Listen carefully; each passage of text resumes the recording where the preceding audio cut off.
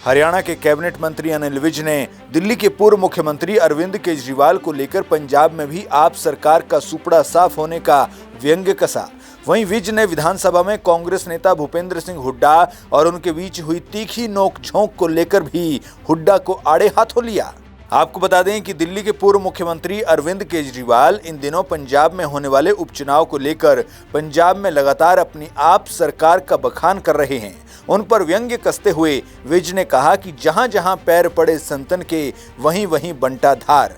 उन्होंने कहा कि केजरीवाल का दिल्ली में बंटा धार हो चुका है और अब पंजाब का बंटा धार करने के लिए केजरीवाल पंजाब में विराजमान हो गए हैं। अब देखिए, जहां जहां पांव पड़े संतन के वहीं वहीं बंटा धार। अब केजरीवाल जी का दिल्ली में तो बंटा धार हो गया, अब पंजाब का बंटा धार करने के लिए वो यहाँ विराजमान हो गए हैं। और मुझे नहीं लगता कि जो पंजाब में भगवंत मान जी की सरकार है वो ज़्यादा दिन तक सरवाइव कर। वहीं पश्चिम बंगाल में सड़कों पर भारी मात्रा में आधार कार्ड मिलने के बाद से राजनीति गरमाई हुई है। इसको लेकर अनिल विज ने पश्चिम बंगाल की ममता बनर्जी सरकार पर वार करते हुए कहा कि पश्चिम बंगाल में कानून व्यवस्था पूरी तरह से फेल है और वहां हर तरह के गैर कानूनी काम होते हैं। देखो, पश्चिम बंगाल की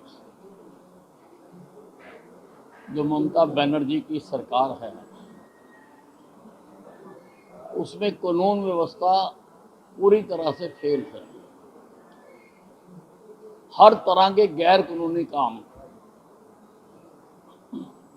उस प्रदेश में होते हैं और कोई भी व्यवस्था को वो मानते नहीं।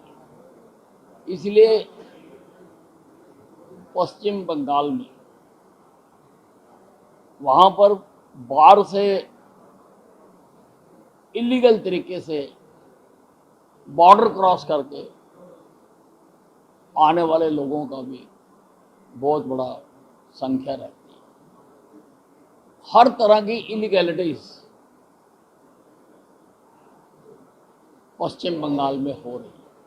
मुझे उम्मीद है कि जब भी वहाँ पर चुनाव आएंगे वहाँ की जनता जो आहत है, त्राही माम कर रही है, वो ऐसी सरकार को उखाड़ कर फेंकेगी और वहाँ पर भी प्रजातांत्रिक व्यवस्थाओं में विश्वास रखने वाली भारतीय जनता पार्टी की सरकार को बनाएगी। वहीं विधानसभा में मंत्री अनिल विज और कांग्रेस नेता भूपेंद्र सिंह हुड्डा के बीच तीखी नोकझोंक को लेकर विज ने प्रतिक्रिया देते हुए कहा कि हुड्डा बिना आधार के मुद्दे उठाते हैं, पढ़कर नहीं आते, लेकिन उन्हें जवाब तो देना पड़ेगा।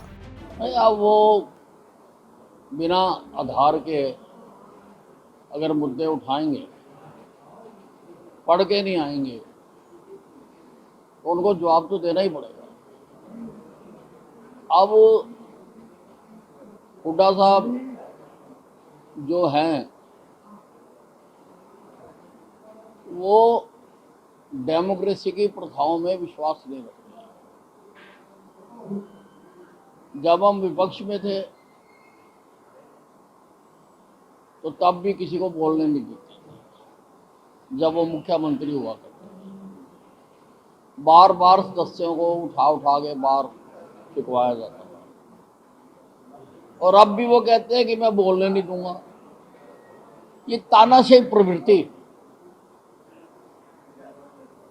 जो हुड्डा साहब में है, और जिसमें भी तानाशाही प्रवृत्ति हो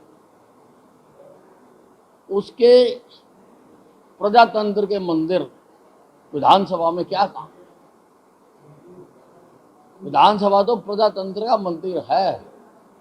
यहाँ पे तो सबको बोलने का और सबको अपनी बात रखने का अधिकार होता है। ये कह देना कि मैं बोलने नहीं दूंगा, दिस इज अनपार्लियामेंट्री। इस मौके पर विज ने कांग्रेस की ओर से अब तक विपक्ष का नेता न चुने जाने को लेकर भी अपनी प्रतिक्रिया दी और कहा कि ये कांग्रेस के शीर्ष नेतृत्व पर प्रश्न चिन्ह है कि वो फैसला लेने में सक्षम नहीं है। देखिए, जो कांग्रेस का शीर्ष नेतृत्व है, ये उसके ऊपर प्रश्न चिन्ह है। वो फैसले लेने में सक्षम नहीं है। लीडर कौन हो वो 6 महीने में विचार नहीं कर पाया। और पूरी तरह से मैं तो समझता हूं कि एक एक प्रदेश से जैसे कांग्रेस को उखाड़ के फेंका जा रहा है,